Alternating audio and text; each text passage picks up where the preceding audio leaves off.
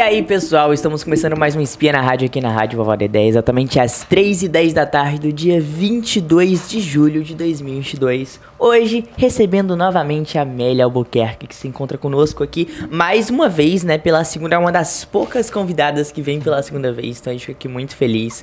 E a Amélia, que é pedagoga, especialista em gestão de pessoas, psicopedagoga e também é especialista em educação das emoções. Eu acho que isso é um ponto muito interessante, eu acho que a gente pode conhecer um pouco mais sobre o assunto. E também atua como coordenadora pedagógica da editora IMEP e é autora de livros didáticos e de literatura infantil. Mas pra gente conversar sobre esse vasto caminho aí na literatura, nas artes, na pedagogia, nós temos o João Lucas, pessoal, Pedro Linhares, boa tarde, e eu aqui, e a Mandu Capalmo. Bom, pra começar, seja bem-vinda mais uma vez ao nosso espaço, a casa de Vovó Dedé. Mas Amélia, conta pra gente como é estar aqui de novo na Rádio Vovó Dedé. Senhores ouvintes, muito boa tarde.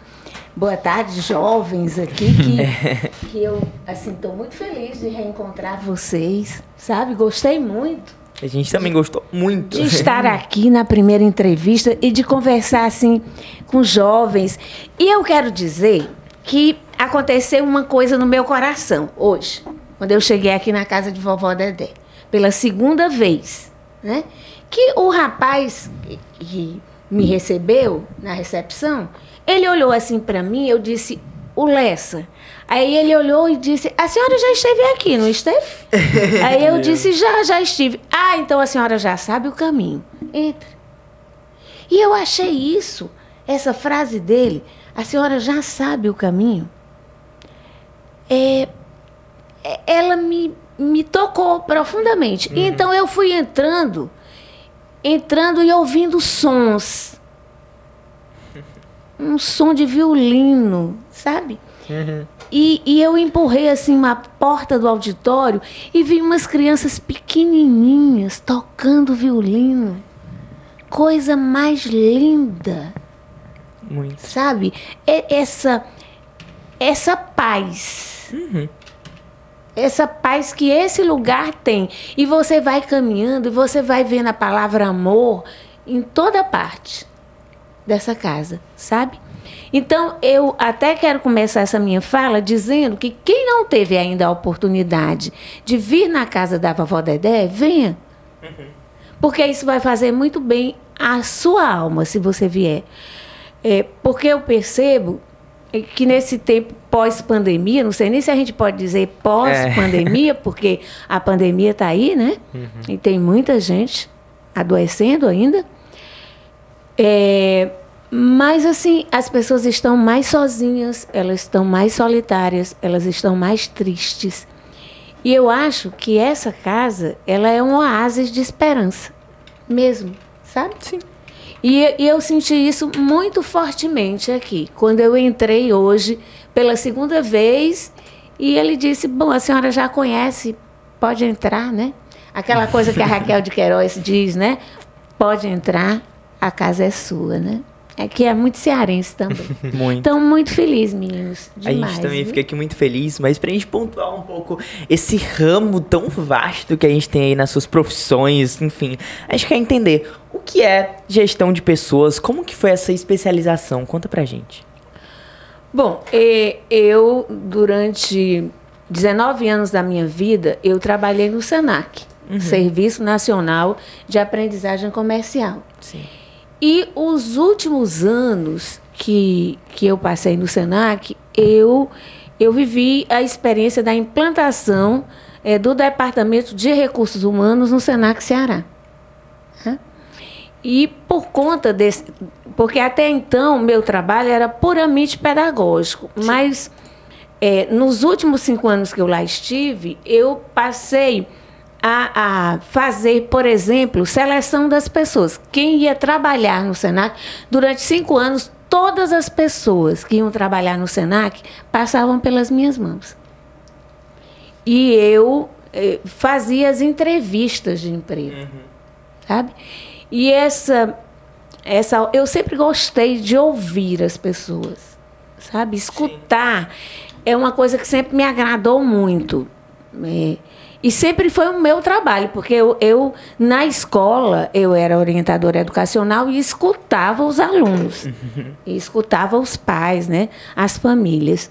Mas essa visão do mercado de trabalho e de você trabalhar também na formação de pessoas, porque eu também era responsável pela formação dos profissionais do SENAC.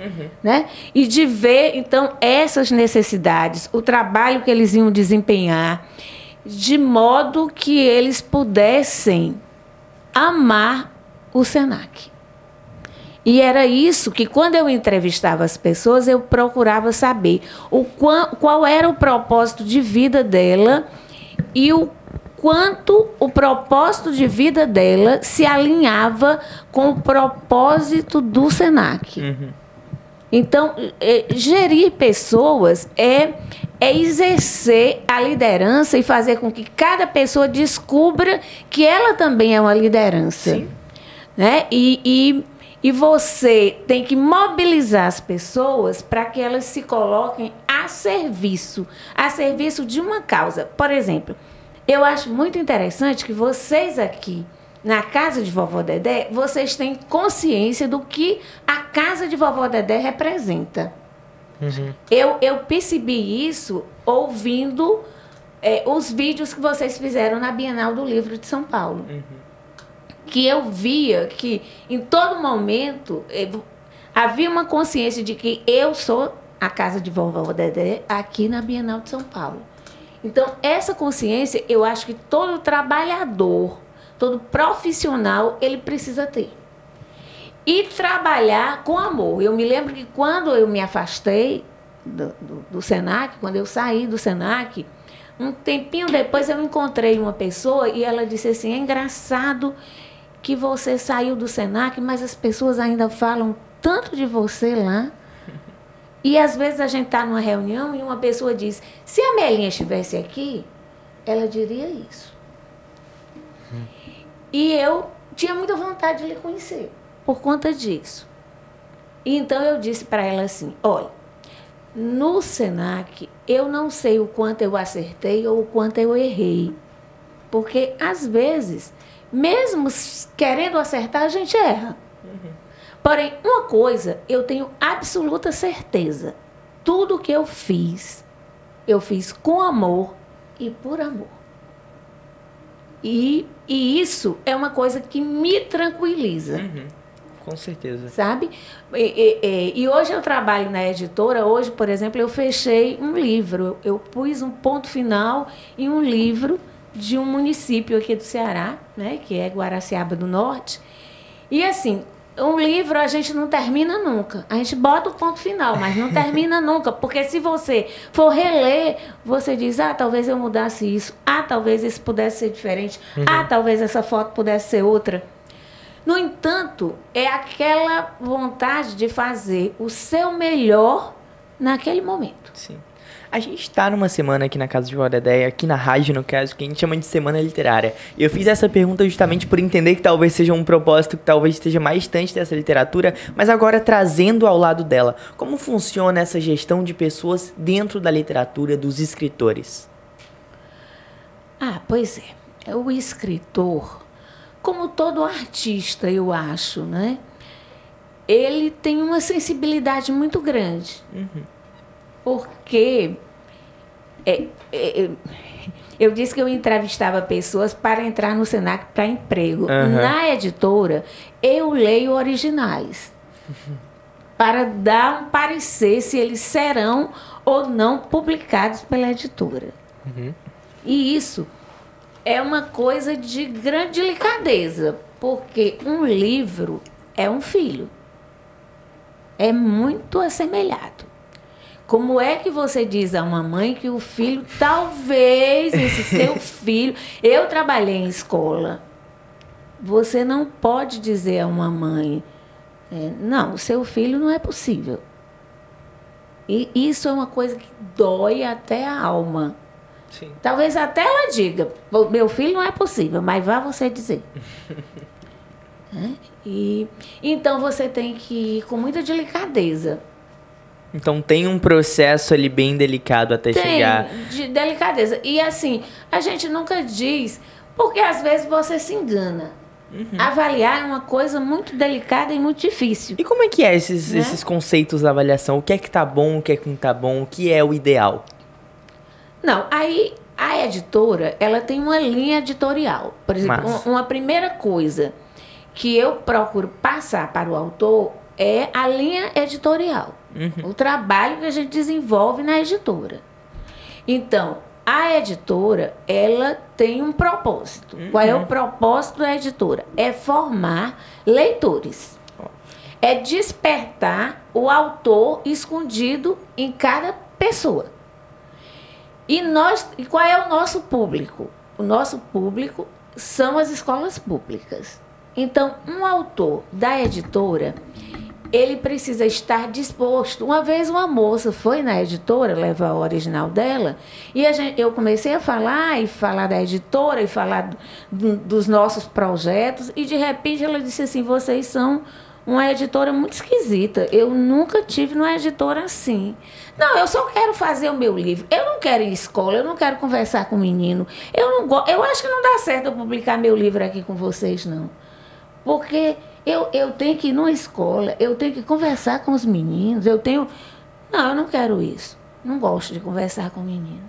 Nossa. Então, assim, um autor que escreve para a gente publicar, então nós publicamos livros para crianças. A criança é muito exigente. E por trás da criança tem a família. Então, as ideias que estão postas no livro, né? Porque um livro que vai para o mercado aberto, o autor pode até colocar tudo que ele pensa ou tudo que ele sente.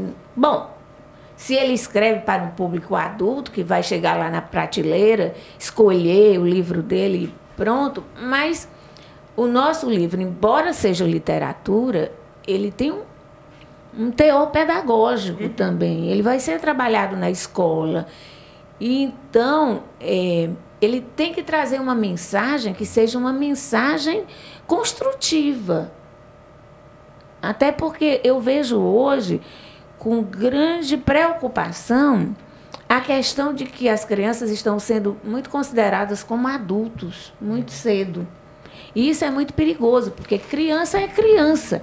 Aí, quando você coloca num livro, às vezes, quando eu leio um livro que ele é muito sem esperança, sem perspectiva, você não pode dizer para um jovem que tudo está ruim, que tudo está feio. Porque se você disser isso, ele não vai enxergar o futuro. Então, isso é uma coisa que, assim, num livro infantil, é muito importante que essas ideias postas no livro, pelo autor, elas sejam colocadas de uma forma interessante, de uma forma criativa, mas de uma forma edificante também. Isso é muito importante. A gente conversou ontem com a Sânia, a gente trouxe muito a literatura infantil.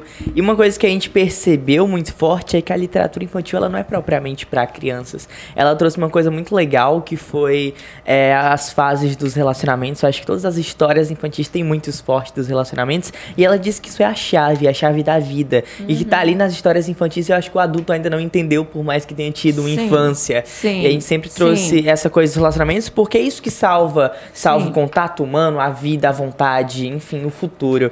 Qual a importância do adulto, sabe? Acho que do adulto fora a criança, de consumir essa literatura infantil, de a gente tirar esses mitos e esses preconceitos e ir dentro de uma coisa que ainda é muito colocada de lado, assim. Pois é. Eu gosto extremamente de ler livro de literatura infantil. Mas eu sempre gostei. Não é porque agora eu estou na editora. Sim. Eu sempre gostei de ler livro de literatura infantil. E eu acho que o bom livro... Porque a literatura infantil, muito pelo contrário que alguém possa pensar, é uma coisa simples. Ser simples é muito complexo. Demais. O simples... é complexo. Quando uma pessoa vem me colocar uma ideia e a ideia dela é muito complicada, eu acho que essa ideia não vai dar certo. Eu fico aqui pensando aqui um pouco assim, porque é complicada. Então, o que dá certo é simples. E aí chegar ao simples não é tão simples. Exato. Simples não é fácil. Então, a boa literatura infantil, ela serve demais para os adultos. E um bom livro de literatura infantil, o adulto lê e aprende muito com ele, sabe? Assim, a Sânia é uma especialista nisso, né? Sim. Ela dedica a vida dela e os estudos a isso, né? E hoje também muito a questão da constelação sistêmica, que ela faz muito bem. Legal. Ela tem um trabalho assim belíssimo. Não sabia. Depois até outra vez pode repetir Claro, a Sânia é aqui, muito porque legal. ela tem muito a dizer sobre as relações na família, sabe? Sobre os pais e os filhos, né? E como essas relações pai e filho se constroem e como nós somos muito o espelho dessas relações, não é? Mas um livro, e um bom livro, ele fica assim para sempre. Por exemplo, eu quero dar aqui um exemplo que uma filhada minha, né? Ela tinha 9 anos e ela chegou para mim e me disse assim: Inha, eu fui na biblioteca da escola e tirei um livro para ler. Ela estava muito orgulhosa dela mesma, porque tinha feito isso, né? E aí eu disse: que bom, que livro você tirou? E ela disse: O Pequeno Príncipe. Então, eu disse: poxa, ela tirou O Pequeno Príncipe. Mas ela fez essa escolha, eu aqui pensando, né? Porque ela escolheu esse livro. Ela gostava imensamente de contos de fada. Então, eu pensei, ela escolheu pelo título, O Pequeno Príncipe. Ela deve ter pensado que era um conto de fadas. E na hora eu olhei para ela assim e disse: mas você fez uma escolha maravilhosa. E sabe por quê? Eu vou lhe dizer uma coisa. Esse livro você vai ler agora com 9 anos, depois você vai ler de novo quando você tiver 15 anos, e depois você vai ler de novo quando você tiver 30 anos, e depois vai ler de novo quando tiver 50 anos. E cada vez que você lê esse livro, você vai descobrir coisas diferentes nele. E o seu olhar vai ficar maior cada vez mais lendo o livro. Então, assim, eu acho que um bom livro, não importa que seja de literatura infantil ou não, ele tem esse dom de fazer você poder voltar a ele. Sim. Para descobrir novas coisas. Por isso que eu acho que uma característica da pessoa leitora é saber escolher o livro que ela quer ler. Sim. Porque não é assim... Claro que ler é muito bom, mas você tem que saber escolher o que você quer ler. Com não certeza. é tudo que é bom ler. Por isso é que se fala muito, por exemplo, que às vezes o livro imposto na escola não faz o aluno leitor. Não faz. Porque ele tem que ler aquele livro, porque ele tem que ler. E a literatura não é assim. Ela tem que ter o prazer de ler. Esse negócio das constelações sistêmicas, as coisas da relação, é uma coisa que eu já vivenciei muito bem, eu acho, já tive em várias, inclusive já fui constelado, e é um processo muito legal quando a gente fala um pouco sobre essa coisa das relações, né? Mas tem uma coisa de complexidade em tudo isso, a relação é complicada, e a Amélia, ao falar um pouco do simples, tem uma coisa que é muito abstrato, acho que para o adulto em especial, que é a valorização do simples. Como é que a gente pode valorizar o que é simples? Pois é, a natureza é simples. Eu acho que, assim, existe um texto que eu gosto muito, que é de um autor americano chamado Carl Rogers. Conheço. Fala muito de educação. E o Carl Rogers, ele tem um pequeno texto em que ele diz assim: é preciso contemplar o pôr do sol. E quando você... E o que eu gosto mais, ele diz, quando eu contemplo o pôr do sol, é que eu não quero mudar o pôr do sol. Sim. Eu me sento e olho o pôr do sol. E eu não digo, sol, fique mais amarelo. Ou sol, fique mais laranja. Ou sol, fique mais cor-de-rosa. Eu me sento e olho o sol. E então ele diz, as pessoas precisam ser contempladas como a gente contempla um pôr do sol. A gente precisa olhar para elas, vendo quem elas são, sem querer mudá-las, mas contemplando as pessoas. Então, eu acho que aprender o simples é aprender esse caminho um pouco da contemplação da própria natureza. Por isso que eu fiquei encantada quando eu entrei hoje aqui, que fiquei ouvindo os sons, porque às vezes a gente se confunde no mundo que a gente vive com muitos sons, com muito barulho, com muita coisa. E então a gente se perde no simples. Uma flor é simples. Sim.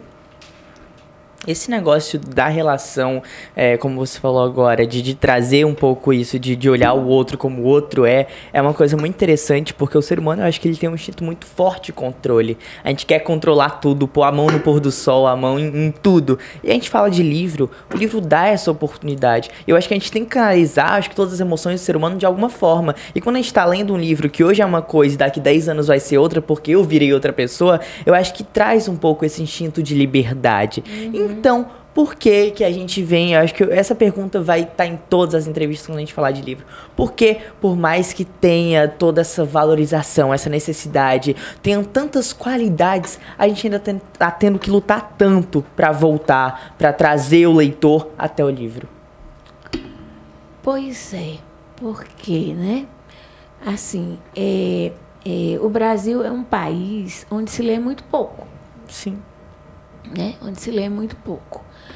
Em comparação, inclusive, a outros países da América do Sul. Por exemplo, a Argentina se lê muito mais que o Brasil, no Chile se lê muito mais que o Brasil, na Colômbia se lê muito mais do que no Brasil. Né? E o livro é porque eu acho assim, é preciso que alguém nos ensine a amar o livro. O livro, ele não é algo assim que, por exemplo, você nasce e daqui a pouco a criança nasce e vai automaticamente para o seio da mãe. Existem coisas assim que são muito instintivas, mas eu acho que o livro é uma descoberta. Não é assim tão instantâneo que você diga, eu vi o livro e eu quero esse livro. Esse livro como objeto de desejo, esse objeto de desejo é construído, eu penso. Então, por exemplo, na abertura da Bienal do livro, lá em São Paulo, eu fiquei muito encantada com a fala do presidente de Portugal. Tá? Ele se declarou, na sua fala, alguém que amava os livros. Ele disse, eu sou uma pessoa que ama os livros. E ele disse, esse amor que eu tenho pelos livros foi ensinado a mim por meus pais. Meu pai e minha mãe amavam livros.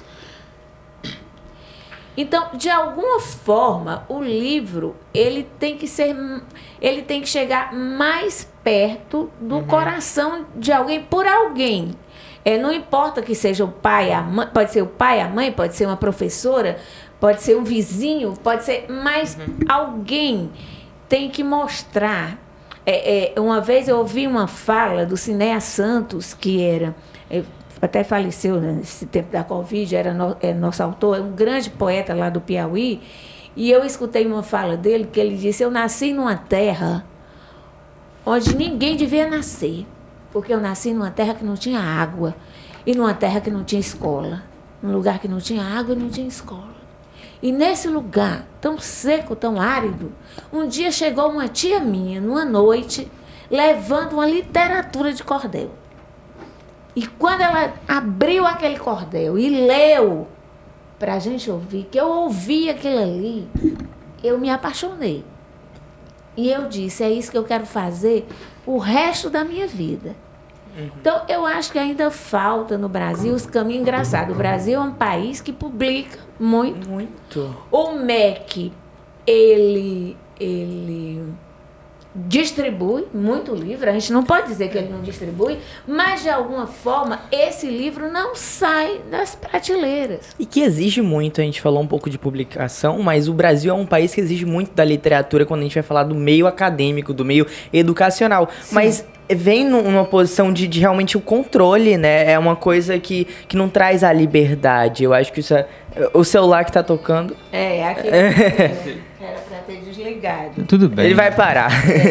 Bom, mas tem uma coisa muito forte de quando a gente fala da educação... Abre aí pra ver. Não, pra desligar. Que a educação, ela vem muitas vezes como uma imposição. A gente tem um país que tem o Enem, que tem os vestibulares, que muitas vezes cobram muito da literatura, ou de uma interpretação que vem junto da literatura, mas que vem como imposição e não como liberdade. Eu acho que a pedagogia, ela entra muito bem quando a gente fala dessa coisa do amor ao livro, porque se tá tudo ruim, a gente ensina a criança de hoje, que vai virar o pai de amanhã, que vai ensinar para os seus filhos o que é o amor ao livro, sabe? Então, acho que a pedagogia, que foi, eu acho que o seu começo ali nesse meio acadêmico, ela tem uma solução muito prática, mas muito difícil quando a gente fala dos padrões da sociedade. Porque não é o simples fato de... Bom, assim, eu acho que a maioria das casas, as pessoas não compram livros, infelizmente as pessoas não, né, não veem você precisa estar cercada de livros, você precisa ter acesso ao livro. Então, na escola também, nem sempre, quer dizer, às vezes o livro fica lá na biblioteca, esse caminho... Às vezes nem biblioteca tem. Tem muitas escolas que não tem, muitas ainda que não tem. Então, esse caminho do livro até o leitor, e é isso que a gente procura fazer na IMEP, no projeto Nas Ondas da Leitura. Sim. É que esse livro ele possa se tornar encantador, assim, que o aluno ele queira ler, porque o livro, a partir daquele livro, ele pode descobrir que ele pode cantar, ele pode dançar, ele pode fazer muitas artes a partir daquilo ali, porque a literatura... Ela tem múltiplas possibilidades. Com a literatura você pode fazer cinema, com a literatura você pode fazer teatro, com a literatura você pode fazer dança, com a literatura você pode fazer o desenho. Quer dizer, a partir de uma história, porque a literatura é história. E na verdade, toda arte é uma forma de contar uma história. Sim. Não é? Você trouxe esse livro e eu queria entender se você tem algo para falar sobre ele, que inclusive na capa eu achei que era um violão, mas é um cacto. É um cacto. É muito bonito, né, esse livro. Esse livro, ele tem um título assim que eu acho forte, que é Carne e Alma. Né? Carne e Alma. Que a gente... E esse autor aqui, o Rogaciano Leite, esse livro, ele foi o livro... nós estivemos, né, na Bienal de São Paulo com um estande, que é o estande do Cordel e do Repente. A Lucinda já esteve aqui nessa semana, né, na segunda-feira. Naturalmente, ela falou sobre esse momento que a gente tem vivido, que já é um momento que se repete, né? Praticamente é a quarta vez, porque houve uma Bienal que foi virtual e a gente participou também, né? Mas presencialmente foi a terceira vez. E o tema, né, desse estande do Cordel e do Repente foi esse livro, Carne e Alma, do Rogaciano Leite. Foi ele que no dia 2 abriu, né, os trabalhos lá do estande com o lançamento do livro. Então, o estande era uma homenagem ao Rogaciano Leite. E o Rogaciano Leite, ele é um grande poeta. Né? Mas, assim, o que tem... Se ele estivesse vivo, estaria fazendo 100 anos. Mas o que tem, assim, de original e muito próprio nele é que ele foi é que ele foi uma pessoa que fez uma ponte entre o popular e o erudito. Isso é muito legal. Sendo ele um poeta, né? Sendo ele um poeta que ele era do cordel, certo? Ele era do cordel. Ele, ao mesmo tempo, ele levou o cordel para o teatro. Quer dizer, isso em idos lá, né? De 70 anos atrás. Nós estamos falando em 70 anos atrás. Sim. Tá? Então, há 70 anos atrás, quer dizer, por exemplo, ele acompanhou muito de perto a vida de Cega Aderaldo, que foi um grande, né? E Cega Aderaldo era um poeta popular. Era um poeta popular. E ele trouxe Cego Aderaldo para o Teatro Zé de Alencar, por exemplo. Assim, ele trouxe esses poetas populares para ambientes eruditos. Sim. Né? E isso foi um grande ganho, porque, inclusive, eu acho que uma coisa no nosso país, que eu acho que assinala muito, é muitas vezes você ter preconceito contra algumas formas de arte. Como se algumas formas de arte do povo fossem menos arte que outras artes. Certo? E ele teve, então, essa capacidade. E sendo ele um filho de Pernambuco, isso é interessante, que ele soube cantar a sua terra. Né? E soube fazer isso assim com uma grande maestria. E aí ele veio para o Ceará e adotou o Ceará. E foi para Roraima e levou essa poesia do Nordeste para o Norte. E tudo que ele fez foi com muito brilhantismo. Né? E assim, eu até queria... tempo aqui, né? Sim. Eu sei que o tempo aqui assim, passa voando, né? Mas ler assim, só um trechinho do poema dele, né? Que só para as pessoas sentirem, não é? Eu acho que também assim, a arte, ela precisa chegar mais ao povo, na sua essência, sabe? Assim, às vezes a pessoa ela não procura porque ela não sabe, ela precisa reconhecer, ver para reconhecer. Mas ele, nesse poema, aos críticos, ele inicia assim, quer dizer, na época, supõe-se então, se ele fez esse poema, alguém deve ter feito alguma crítica a ele, né? Por ele estar trazendo o popular para o erudito, né? Alguma coisa assim. Com certeza fizeram.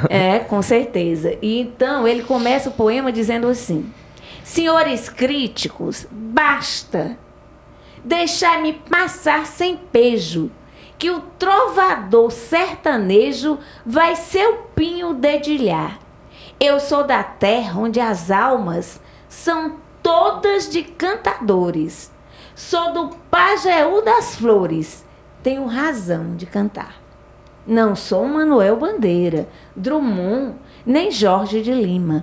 Não espereis obra-prima deste matuto plebeu.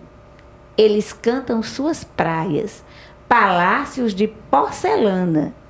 Eu canto a roça, a cabana, canto o sertão, ele é meu. Então, assim, eu acho isso lindíssimo dele dizer aqui, o sertão é dele, né? Sim. O sertão é dele. Isso é muito importante, eu acho que a identidade. Isso traz identidade. Traz identidade. E aí, lê só um pedacinho, porque os poemas dele são longos, né? Mas lê só mais um trechinho desse Poema de Minha Terra.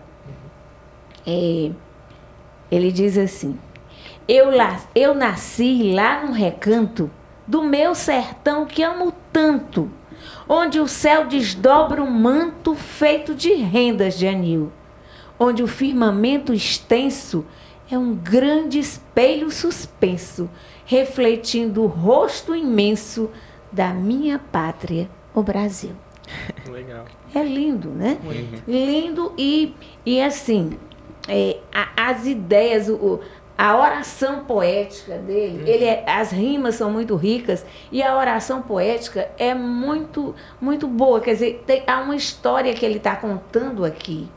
Eu acho que uma das partes mais importantes, para além de toda a obra e a história e a forma, é abrir portas para outros horizontes, para outros artistas, como ele fez, como a gente ouviu um pouco. Eu acho que juntar e mesclar e trazer, enfim, unir o popular para o erudito é algo muito importante. Quando a gente fala de arte, o erudito ele é muito menos consumido e o popular tem uma vazão assim muito maior. Então, por que o popular tem um preconceito em cima tão forte, sabe? E essa quebra de um autor que tá ali sendo muito criticado, mas que continua batalhando para abrir portas para outros autores, sim. É algo fenomenal e de extrema importância. E ele, assim, né? Eu até, antes de começar aqui o programa, eu estava sugerindo a vocês uma pauta, né? De chamar aqui a filha dele, sim. Né? A Helena Roraima, para ser entrevistada, porque o livro vai ter lançamentos agora em agosto, aqui em Fortaleza, né? Vai ter lançamento no Banco do Nordeste, vai ter lançamento na Biblioteca Pública Menezes Pimentel, né? E assim, né? Eu queria só ler mais um pedacinho aqui do filho dele, o Rogaciano Leite Filho, que foi também um grande jornalista e, como pai, morreu muito jovem. Sim. Né? Os dois morreram muito jovens e que também eram um talento imenso do jornalismo cearense, né? E ele diz aqui, se reportando ao livro do pai, né? A reedição de Carne e Alma, porque esse livro, a editora IMEP, está na 5ª edição, né? E essa edição que ele fez, né? Esse prefácio aqui, na verdade, foi a orelha da 3ª edição. Ele diz, a reedição de Carne e Alma possibilita agora ao maior número de pessoas conhecer um pouco da poética de Rogaciano Leite, nordestino nascido sob os acordes da viola e a beleza do repente. Um poeta que soube trazer ao verso o romantismo do coração, a saudade das terras sertanejas, a aventura e a paixão vivida nas fronteiras do tempo. Rogaciano Leite não se fez omisso diante da fome, da miséria do seu povo. Revelou também o homem marcado por uma sociedade injusta, denunciando nas palavras a outra face do Brasil. Concentrou em versos toda a inspiração e nos deu um livro que, na essência, é sua própria carne e alma. Se o seu corpo hoje não mais existe, algo de belo deixou ao mundo, a poesia. Força que se transforma em emoção e nos mostra o quanto estamos vivos. Eu acho que tem uma fala dele aqui que eu gosto muito, que é essa coisa do compromisso, afinal de contas, do poeta com o seu tempo e de ser um intérprete do seu tempo. Porque a poesia, sendo bela, ela é atemporal. Ela é atemporal. E por isso é que se diz que tem a academia que são imortais, né? A gente viu um pouco sobre a Bienal e o stand da IMEP. E, Amélia, você esteve lá e eu quero muito saber como foi participar. É a primeira vez? É a segunda? Conta pra gente como foi essa experiência. Foi uma experiência maravilhosa, assim. Eu nunca tinha ido à Bienal de São Paulo, né? E é um mar. Aquilo é grande demais, sabe? É grande demais. A Bienal do Ceará é muito, muito boa, muito bonita, tem muita gente. Eu acho que a gente tem uma Bienal muito boa aqui, mas aquilo ali é uma coisa grande, sabe? Que extrapola em muito. E eu acho que as pessoas estão querendo muito, porque foram 4 anos. Né? Sim. E as pessoas estavam muito... Eu conversei assim com pessoas que disseram, eu vim, eu precisava vir, eu queria vir. Então, é muito bom a gente ver as pessoas indo para um lugar onde tem 4 milhões de livros. Caraca. 4 milhões de livros. Então, começa daí que eu me entusiasmo, porque se você me fizesse uma pergunta, vocês, me perguntassem, Melinha, o que é o céu para você? E aí eu ia responder, o céu é um lugar que tem muito livro. Um lugar cercado de livros por todos os lados. Então, eu estar num lugar assim, com 4 milhões de livros, eu me sinto no céu. De princípio, eu já estou no céu por estar ali naquele lugar. Os livros, eles têm um poder sobre mim, por exemplo, de me acalmar. Se eu estiver, livros e árvores, se eu estiver agitado ou precisar buscar o meu centro, eu vou para um lugar onde tenha muitas árvores ou tenha muitos livros. Porque se eu passar a mão assim no dorso do livro, ele já me acalma. Então, embora eu estivesse naquele lugar onde tinha gente demais, porque tudo era fila, tudo, filas, gente, e eu, mas assim, o que eu gostei, né, de estar lá, o nosso stand, porque estar na feira de São Paulo, na Bienal Internacional do Livro de São Paulo, é uma vitrine.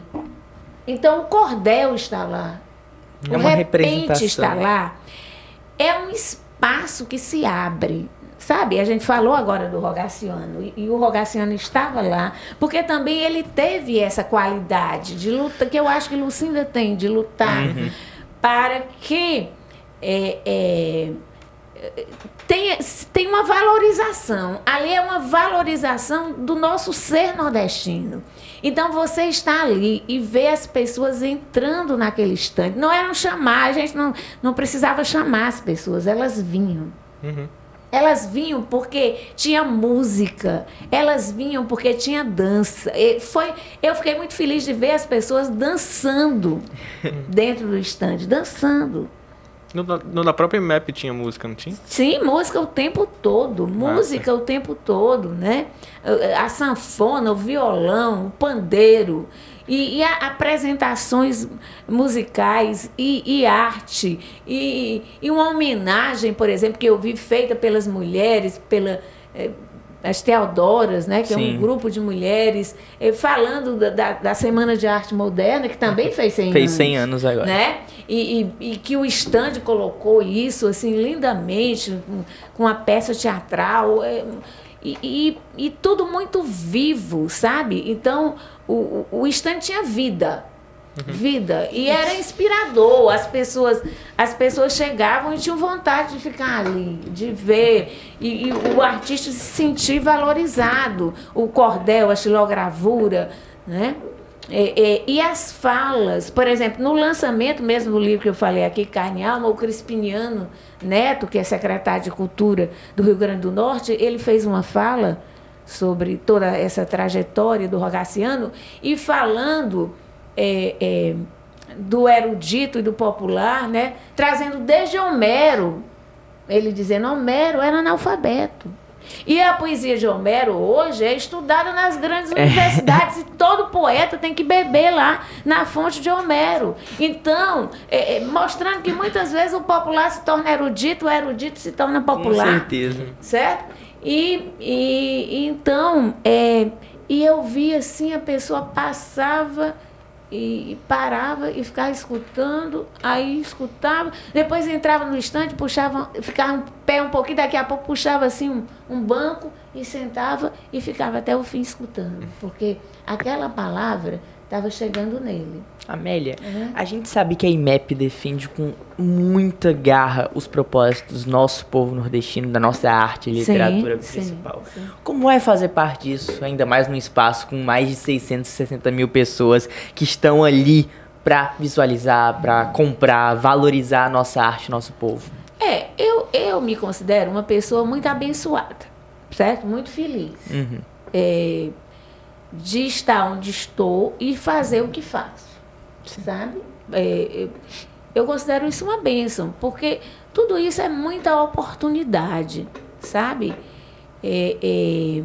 De você fazer uma coisa que... Porque o trabalho, aquele trabalho rotineiro, repetitivo, exaustivo. Ele às vezes exaure você, ele tira você. Mas ali, porque ali a gente não sentava.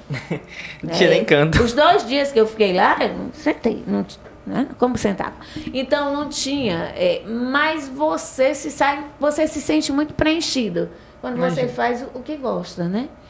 E assim, eu circulei pouco na Bienal, porque fiquei muito no estande, mas circulei, assim, o suficiente. E uma coisa que vi e gostei foi a presença dos jovens.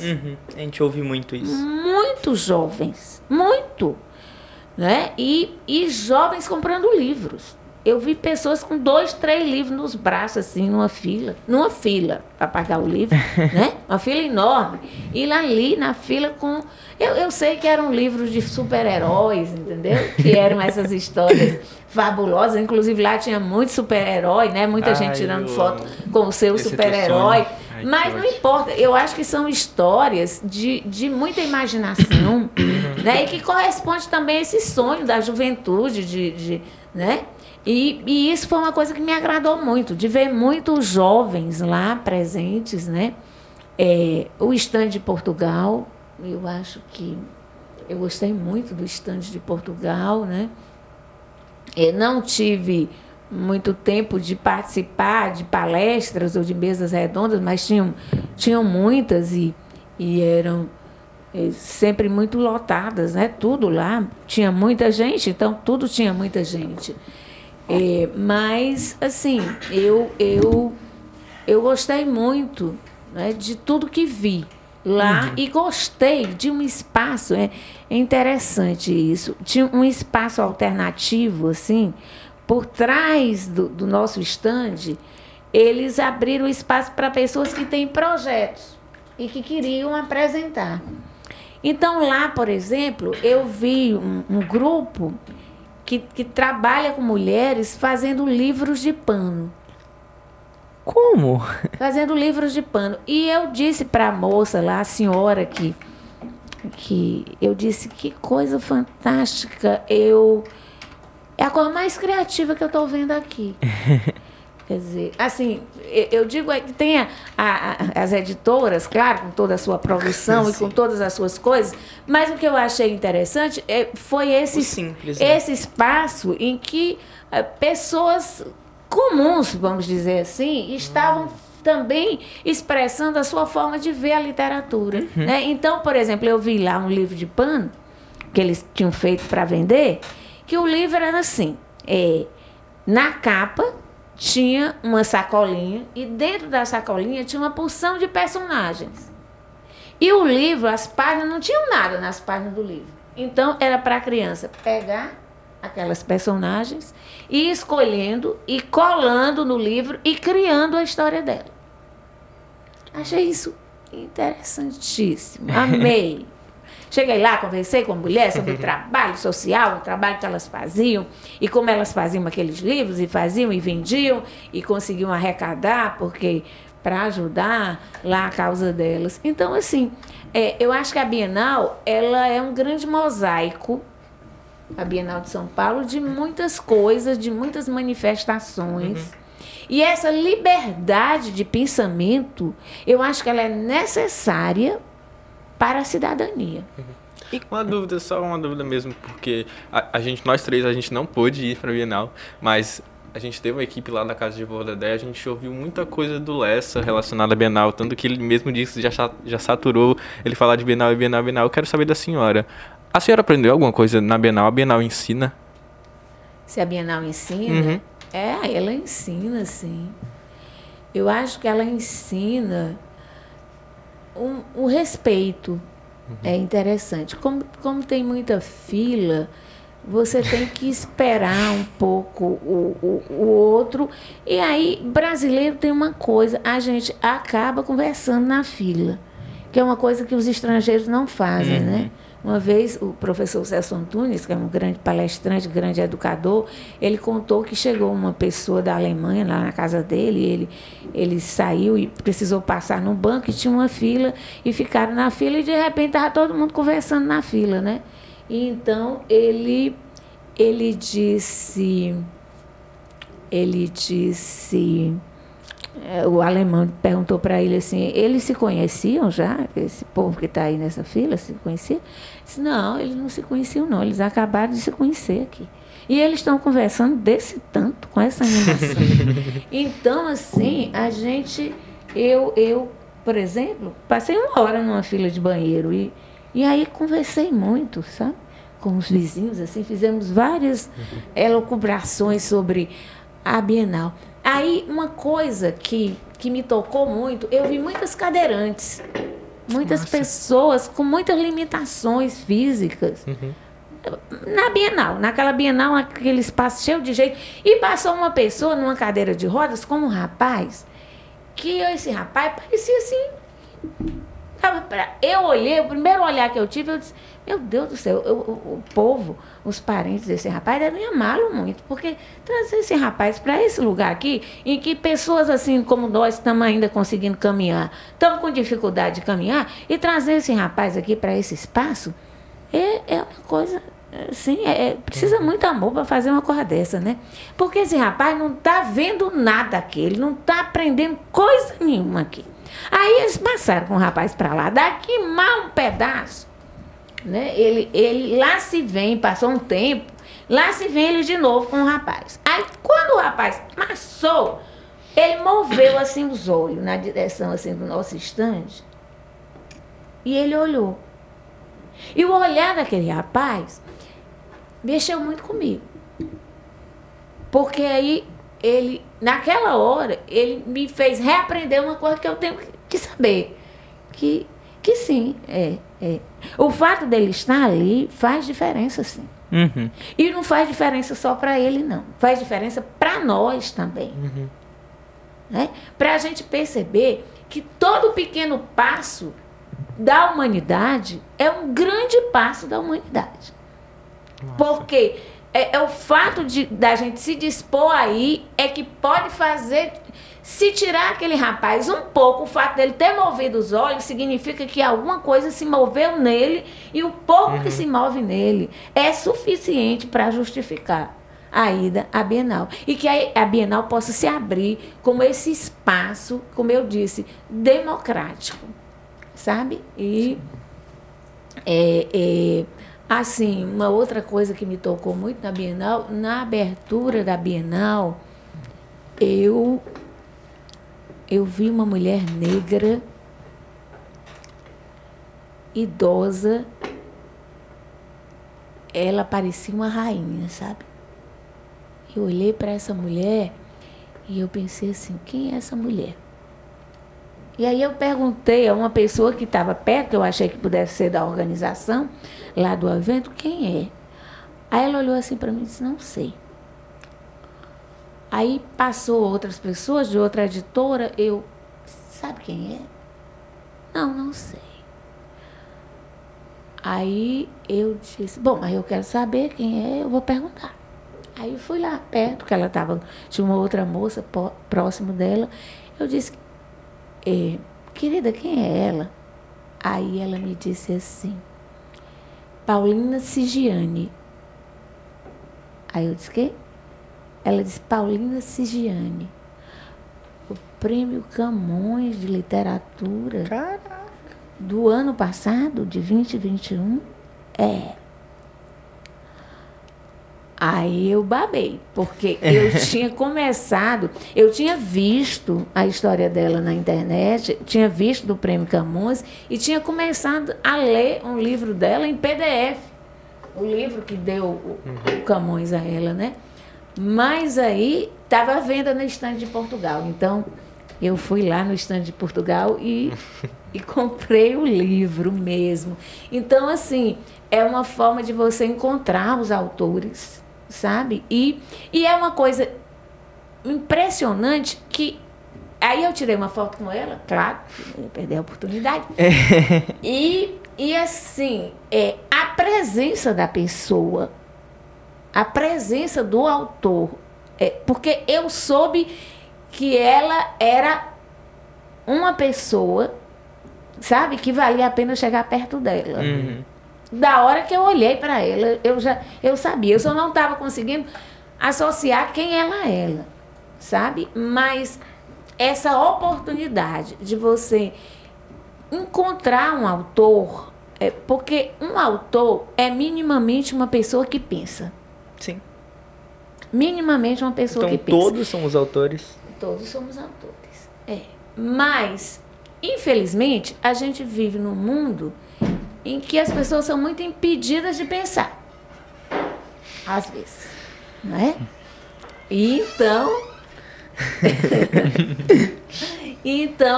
eu acho que a Bienal, por exemplo, essa Bienal de São Paulo me trouxe essas coisas assim, de e ver a coragem dos meninos nordestinos. Nós, no segundo dia, a gente pegou um táxi para ir com a Francine Maria, que ganhou o The Voice, que é uma menina, tem 14 anos, levando seu violão, levando sua sanfona, levando seu pandeiro. E a gente já levou mala e cuia e tudo, porque ia viajar de noite e não dava para voltar no hotel. E um engarrafamento que não tinha nome, certo? Então, eu quero dizer que quando a gente saiu da Bienal para ir para o aeroporto, 3 homens levaram nossas bagagens. 3 homens. E nós, o taxista não conseguiu parar perto, porque ele ainda parou, pediu lá um guarda. O senhor não pode abrir, eu estou com essa senhora, com essas 2 jovenzinhas, cheias de bagagem. Ele disse, não, senhor, não posso. Aí eu disse, não, vamos, mais na frente, vai mais na frente. E ele parou mais na frente e nós descemos com essas malas. E eu nunca vi 2 meninas tão dispostas. Que essa menina se atracou com esta sanfona dela, que é o seu instrumento de trabalho, e subiu essas escadas. Então, eu acho que é isso também que fica, que é a coisa de o artista vai aonde o povo está e ele não mede esforço para fazer a sua arte. É aquilo que eu disse lá no começo, porque é amor. Porque é amor. Então, você vê isso, uma menina de 14 anos que quer aquilo, ela quer cantar a sua, sabe? Ela quer cantar a sua nordestinidade. Ela se veste, ela se afirma daquilo que ela é. Amélia, a gente tá quase terminando. Eu acho que depois de tantas histórias e memórias, eu não posso deixar de perguntar como você enxerga a sua vida do começo até os dias de hoje. Pois é, eu acho que eu sou uma pessoa que eu muito cedo descobri 2 coisas muito grandes. Muito cedo. A morte e a solidão. Eu tinha 10 anos de idade quando perdi meu avô. Então, eu costumo dizer que eu nunca fui adolescente. Nunca fui. Eu era criança, completamente criança. E numa madrugada, eu acordei e meu avô tinha tido um infarto e tinha morrido.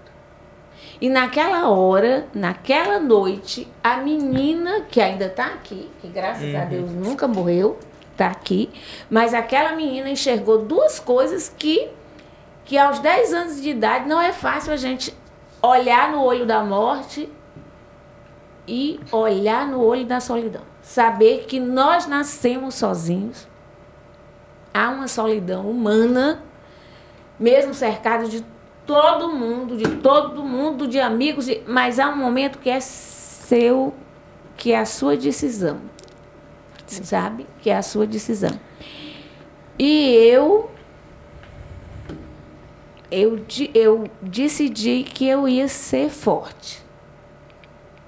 Eu acho que quando a gente fica muito perto de 2 coisas que são tão grandes, ou você fica muito fraco,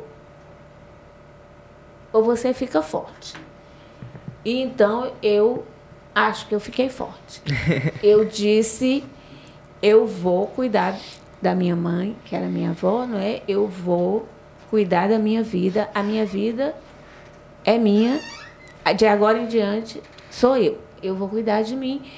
E aí, cuidando de mim, cuidando dela, eu acho que eu fui aprendendo a cuidar dos outros. As pessoas dizem muito isso. Meu Deus, você cuida de muita gente.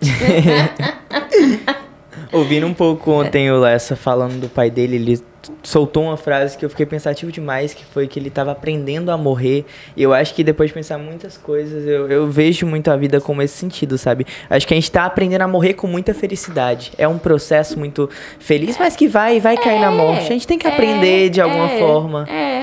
E aprender que a vida, ela tem que ser vivida no aqui e no agora.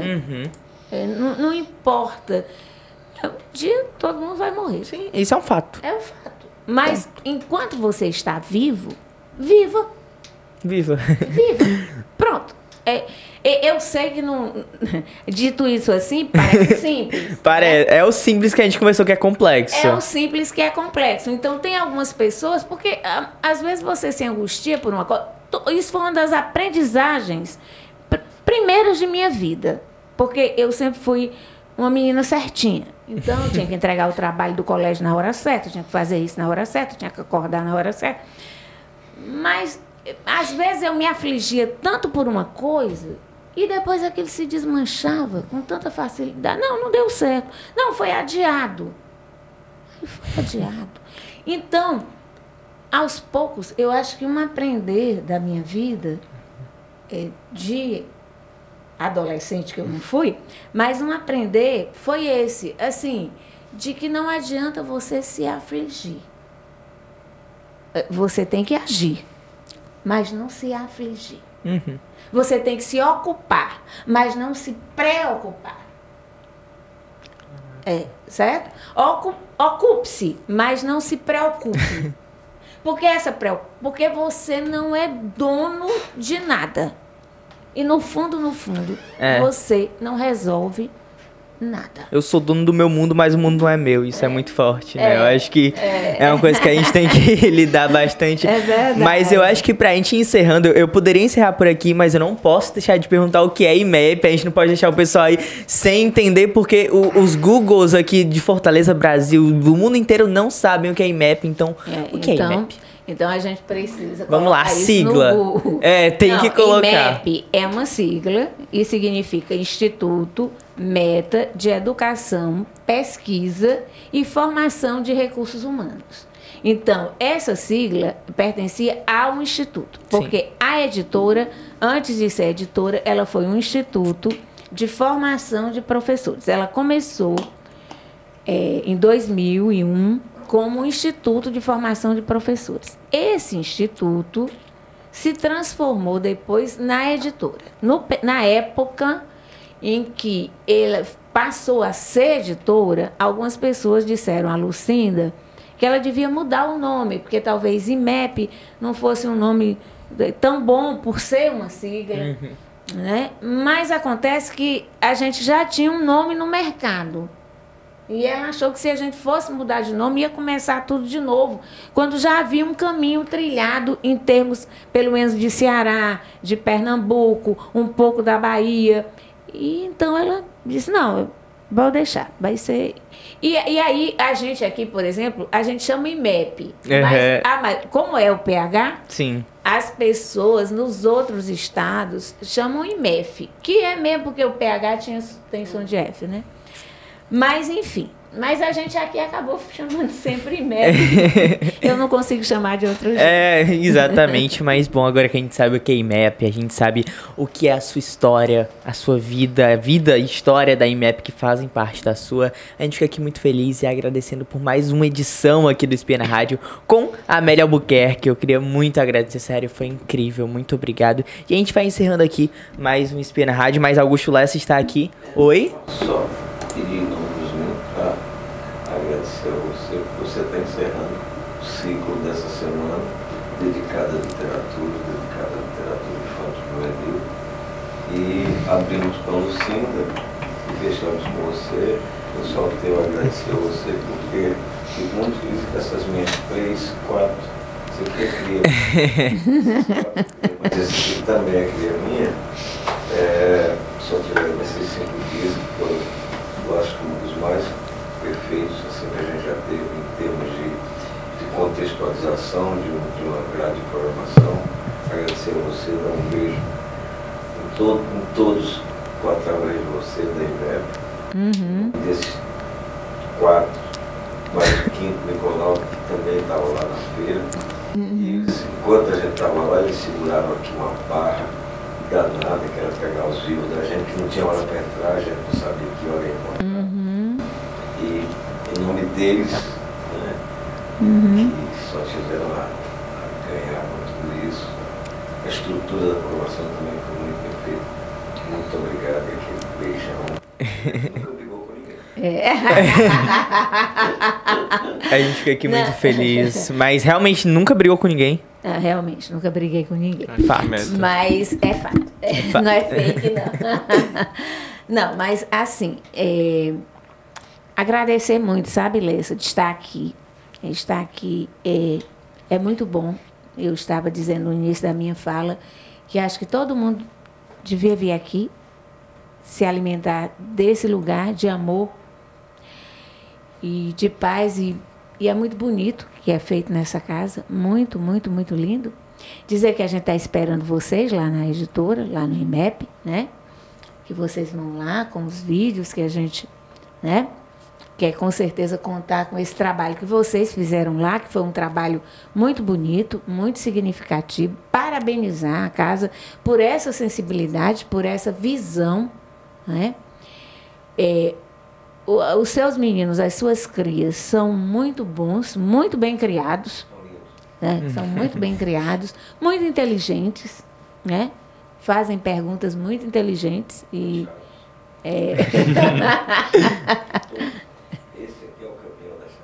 Meu Deus, tô sendo exposto ao vivo.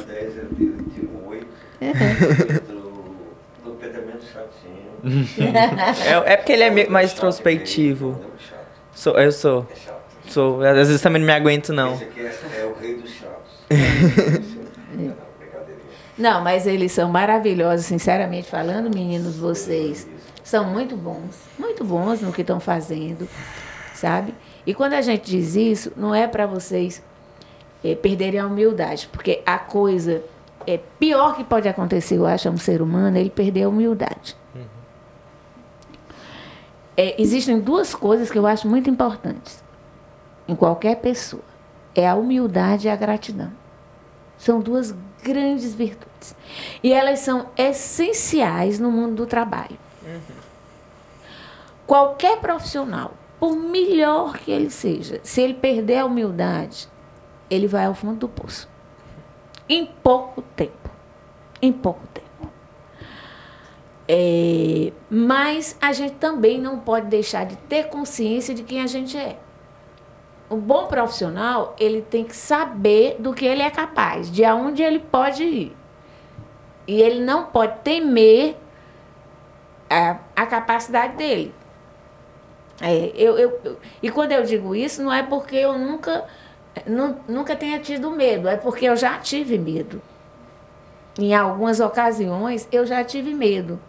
Eu tive tanto medo de ficar gaga, por exemplo, de falar em público e ficar gaga, Sim. porque eu estava com medo, sabe? E naquela hora eu estava duvidando de mim, do que eu era capaz.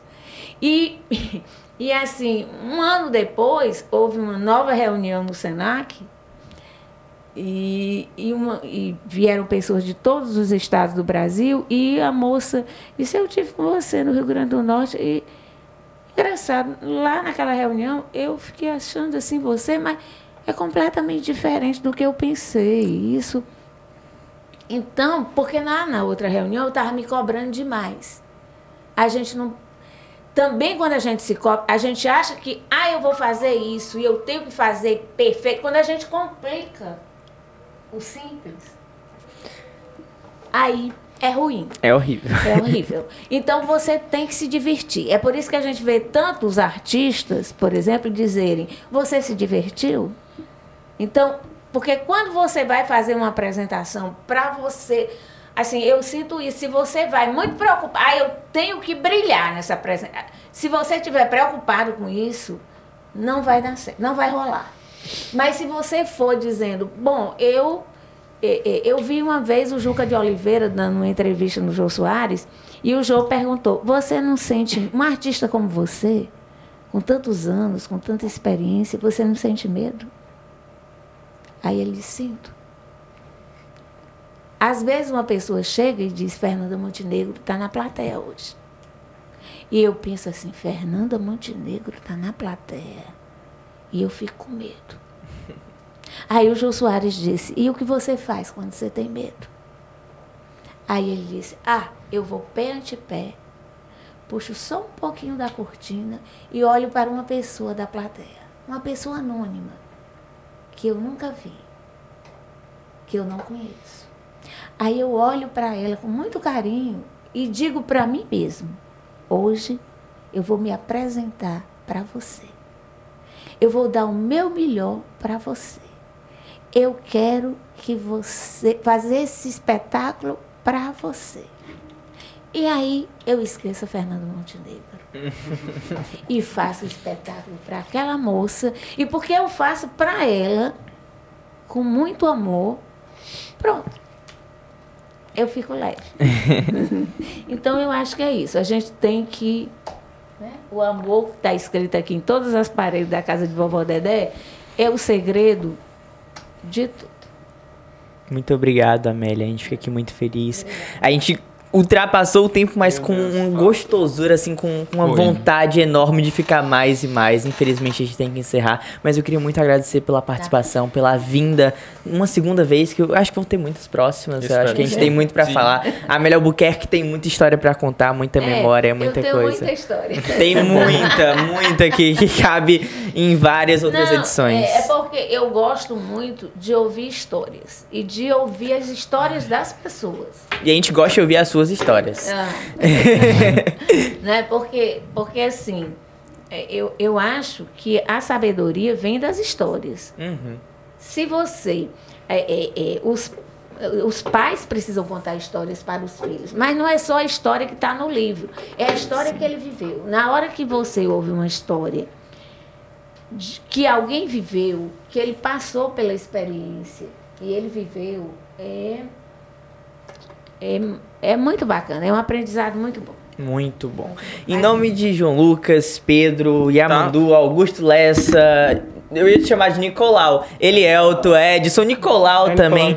A gente vai encerrando aqui com muita felicidade, assim, com um carinho enorme. Mais um programa aqui na Rádio Vovó Dedé, mais um Espia na Rádio, exatamente às 4h22 da tarde do dia 22 de julho de 2022. Amélia, muito obrigado, um beijão e até a próxima. Tá bom.